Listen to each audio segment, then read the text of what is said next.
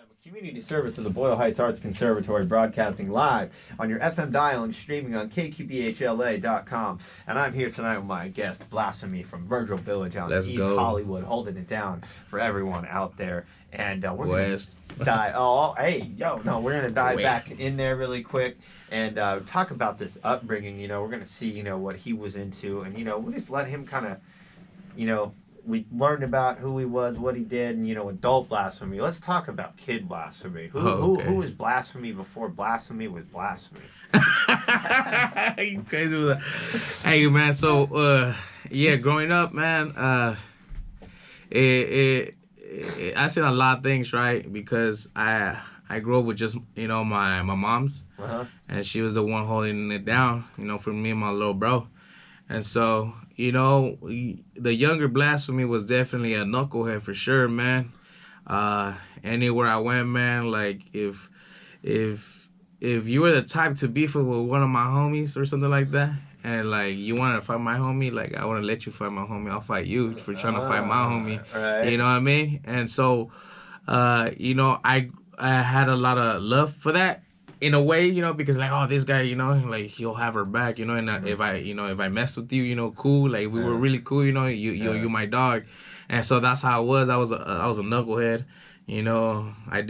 I wasn't that good in school, in my neighborhood I looked up to the homies that I seen, posted on the block, and so I just remember all that stuff, and it basically shaped who I was to be when I got older, and in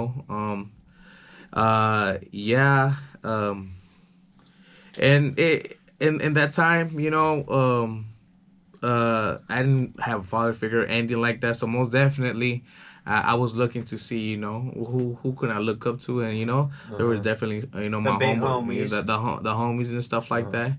And but my mama too, on her side, like when she started seeing like all the commotion, she did her best, to keep me straight, But unfortunately, that didn't work out. But at the same time, it did, because it made me smarter, It made me see a lot of things too. And like you learned along the way, like of course. When you're young, you're more naive to a lot of things. You know what I mean? Definitely. And so I didn't really see what the thing was until I got older. But in the end, bro, like I stuck with it, and I just right now it's just like I got the game. I know how to move, and how to keep myself away from certain situations. But like if those situations come, then I know how to handle myself properly. Yeah. And I mean, with your music and your family, are you now pretty like removed from those like situations, or most of the time, yes, but I come see the homies, you're not gonna leave. Pull up or over to my pad, take a Modelo or something. Yeah, right? we definitely chill, but definitely having a family, I gotta take care of the little ones and make sure they straight. How many kids do you have? I got 3.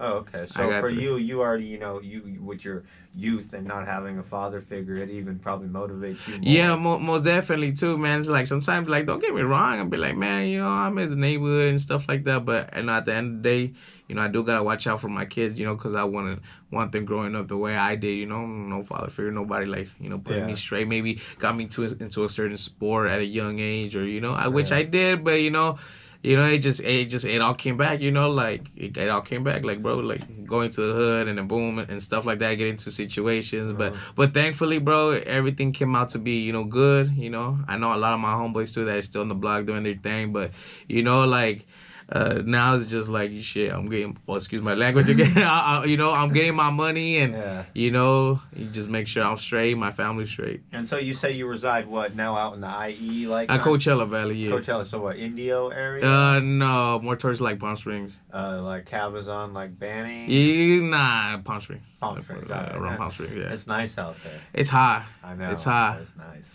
It's hot. Sometimes I have the homies pull up. They're like, man, what the hell you doing here? And, all the way in Egypt and stuff. I'm like, fool, shut up. But no, it's nice. I like it. I remember when I first came here, we'd taken a couple trips Airbnb out there. Hey, definitely got some hooked up spots out there. July, the Desert Hot Springs up there. We were at this house up on this like little Oasis Hill area. man, bro, like 11 o'clock at night, 97 degrees, jumping in the pool. Oh, yeah, I bro. just like, I was like, I get why people live out here, but then I don't. When it's the daytime, it definitely gets super hot, it's man. Death. But shout out Coachella Valley, you know. I definitely seen some part of it. You been to Coachella? Nah, I never been to Coachella. You Would you go to if you had the opportunity to perform in Coachella? Yeah, I go. I go for sure. Yeah, and would you care if it wasn't on the main stage, like one of those like smaller side supporting stages? I don't care, man. Any opportunity just to get myself out there is cool, man. You know, I showcase the people my music, and I know most definitely a lot of people are gonna. And did work bring you out there? No. My mom's and my little bro, they were staying out there. Oh, okay. Because I got locked up, right? When I got locked up, I hit state, and so when I paroled to Long Beach, right? I was in Long Beach for a little minute too, and then I went from Long Beach to Compton, and then most of the time I didn't even see my mom, my little bro, and those are like my main people that I only got right here in the States. Yeah. So when I started doing, when I started doing the iron worker thing, right? I would be working towards Paris, so. From Compton to Paris was the same amount of distance from, like, at that time, India was to Paris, right? And you know what? I was like, man, I thought about it, I was like, I'll pay a little less out there, be with my mom, my bro, And it kind of keep you in a space away from things. And so I did that, and so that's how I ended up, going over there again. How long did you parole? How long have you been out? I paroled on in 2017. Okay. So I was only there for like 2 years and some change and stuff like that. No biggie. Like I got 3 years. Upstate or? I got upstate, yeah. And what, Soledad or what? No, I was in Delano. Oh, okay. I was in Delano. Sure. I was out there for. And what was that experience like for you? What did it teach you, bro? Oh man, it made me, like I said, man, every experience I go through, if it's either in the hood or in this case upstate, man, it made me sharper. Yeah. Some people go in there and they either still have the same habits or they learn something from it, and there's a bigger picture to everything. So I seen that and I was like, okay, so and then I thought about my main focus is gonna be get this bread, because that's that's what gets everything going, and that's my main focus and stuff like that. And how for you being a parolee, like getting an iron job, was that like difficult for you? No, if anything, they're trying to get you. They're trying to get you. Type of trades are they're just those trades they ain't gonna look bad bad at you just because you got a little record. Nah, they're trying to hey, come here. And did you set that up when you were like locked up, or was those... Oh, you know what? One of the homies, he's from Ontario, right? He told me about iron worker, about doing that. And then when I paroled, I had that in mind. I was like, okay, I'm gonna try to get into that because it pays good, right? And then when I got out, one of my homeboys, he was in the trade, and so one day I got with my homeboy, and I was like, what's up, bro? What's good? How can I get in? And like he was kind of fishy because he didn't want to get me in, and then right there's reputation wise too. Like if you get someone else and he ends up being no good, like not making it, then it makes you look bad. And the homie didn't want me going, making him look bad. I was like, nah, I got this. Like, all right, for sure. He's one of my older homeboys from my neighborhood, and shout out my homeboy Jose. Jose. You know what I'm saying? That's my boy. Nice. And he's the one that gave me the key, and I went to go and unlock the door. You know what I'm saying? And so now I'm doing now that I'm, that basically my stepping stone. And so that when I was inside, I thought about it like, okay, if I can do this and start getting some money. Then I can most definitely start investing into this music stuff. So and so with just the time frame I'm thinking right now in my head, you got locked up pretty young then, right? Yeah. I went at 18. You know what I'm saying? I mean 18. Fresh out of high school type. Yeah, like I said, bro. Like I was coming back and forth in the neighborhood, and then over there with my mom's and stuff like that. So when I came back, I was being a knucklehead, and I got caught up and stuff, and I ended up catching this other case. And then I got cinched on, and then that sent me upstate, and so as long as you've learned from it, you haven't been back since. So I've been straight, but you know what I'm saying. But at the same time, do you ever get messed with or anything like that? Do cops mess with you? If I'm in a neighborhood and if I see the same cops that were there, which I don't think so, that were there around that time I was in the neighborhood, and they'll probably stop me. But if not, they'll just look at me. or like if they look at my tattoo and they'll be like, okay, bro, like this was from the neighborhood. They'll probably stop me. You know what I'm saying, but you just gotta know how to play your cards right. Yeah, exactly. And so with that being said, what is maybe some advice you could give to some of those younger youth between the age of like 10 and 17? 10 and 17. Yeah, like, you know, to look into something that they like or they feel they have a love for, and try to chase it. But at the end of the day, as they get older and hopefully they push for their dreams, right? They have to find a way to make some income. Yeah. Because in the end you have to work in order to pay your bills and stuff like that. So if they have a dream, go for it. You know what I'm saying? That's all I can say. Is that like the thing maybe for you probably think back on, you were kind of confused and unsure what you wanted to do, like growing up in those years? Yeah. Like, was music really a thing, like when you were music was a thing for me? But then I didn't have the resources like that to do it like that, and I tried to experiment it on myself, but I was like, man, this sounds whack. Like, how come it doesn't sound like studio quality? Yeah. But that in the end, that made me curious about how to do all that stuff, so I ended up doing it myself. Yeah. But yeah.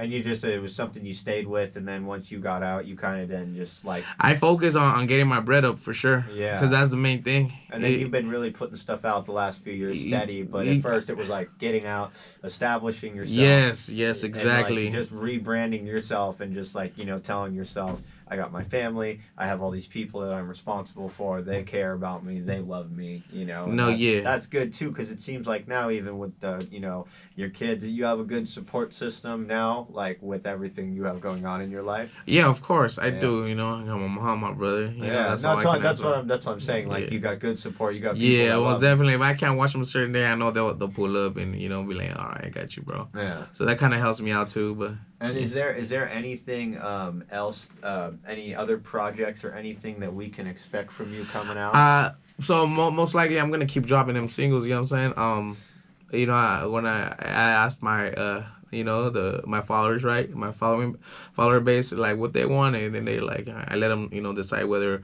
a project or some singles. I got the feedback was singles.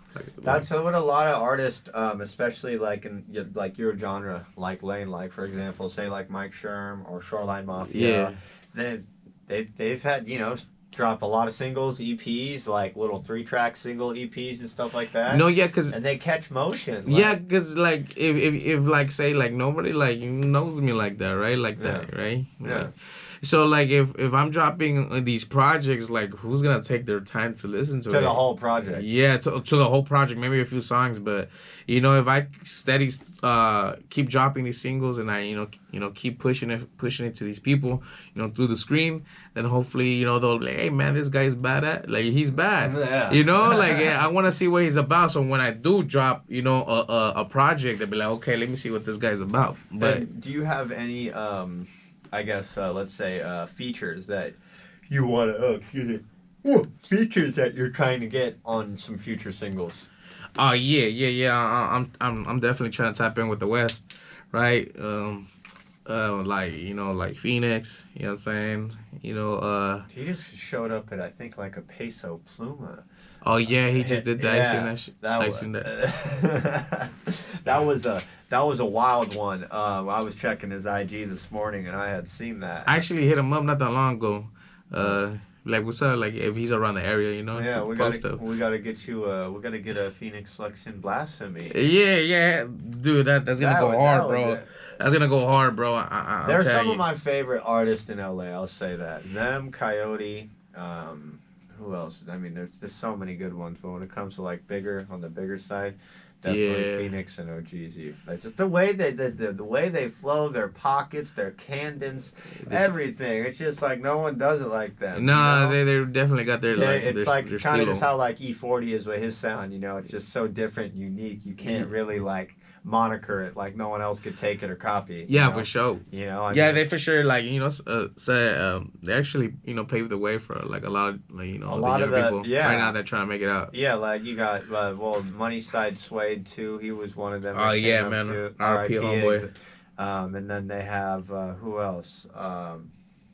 Mimo the Mafioso. Oh, Memo the Mafioso. There's Yeah. another, and then some of the guys all out in Baldwin Park too, San Gabriel Valley, like that Oh, whole yeah, movement, yeah. Lefty Gunplay, like. Yeah, I met up with Lefty too at one of the shows. You Lefty, know? I just love his attitude is just the best. You know, he's like just that's how you have to be, bro. Like you can learn not like in terms of being a human being, but in terms of the music industry and how to condone and hold yourself. But he's just being himself, dog. Hey, no, that's what I'm saying. You could take a page out of his book, definitely. That's what I love the most about that guy is he doesn't care what anybody says. Yeah, you know, he definitely told me some good things too, you know. When I met the guy, and he was, you know, definitely humble, you know what I'm saying? And so we got a Blazzphemy Lefty Gunplay track on the way? Oh, man, I hope so, dog, you know. We'll see how that goes, you know, hopefully. Right. All right, so when it comes to like music, right? So you're from over Virgil Village, right? Yeah. Like, do you got to be careful like who you make music with too? I mean, like, say like maybe there might be someone from a hood that might be not associated with a certain group of people, but you made a song. You know, like if like, cause obviously, like, how can I say this? Like, a lot of these artists, right? They, you know, they if they mess with you, bro, they're gonna make a song with you. You know what I'm saying? But just because he made a song with like probably one of my enemies and stuff like that doesn't, like, that's him and his and that fool's business. You know, that's how they keep it that way. I'm not gonna, you know, it's not gonna jeopardize. But like me with an opposition, I don't think so. Yeah, you know what I'm saying? Like, but most definitely, you know, if there's respect given, you know, respect given back, you know. It's just bigger things to it, to all that stuff too. But you know what I'm saying? If they tripping, then, you know, I'm tripping too. What's happening? You heard it right there first. Blazzphemy is gonna be tripping if you're tripping. But other than that, bro, where them hands at, right? You know. But other than that, man, you know, I make sure that I conduct myself accordingly. You know what I mean? Yeah. I mean, you hold the conversation very well. So I mean, you got that going for you. So, you know what I mean? Like, yeah, bro. You're not like rude. Yeah, but like, motherfuckers like, oh, excuse me, I'm so sorry. But these guys, you know, they want to get out of hand, man. I'm gonna make sure I give them a spank. Definitely. So just to wrap around on some final thoughts, guys. Thank you for tuning in. We're gonna let Blazzphemy drop his social media handles here, so everyone knows where to find you. So where you guys can find me on, if you guys want to find me on IG, you most definitely want to find me at Blazzphemy 4600. That's BLAZZPHEMY 4600. On Spotify and everything else, you can find me just as Blazzphemy. And yeah, and on YouTube, I believe it's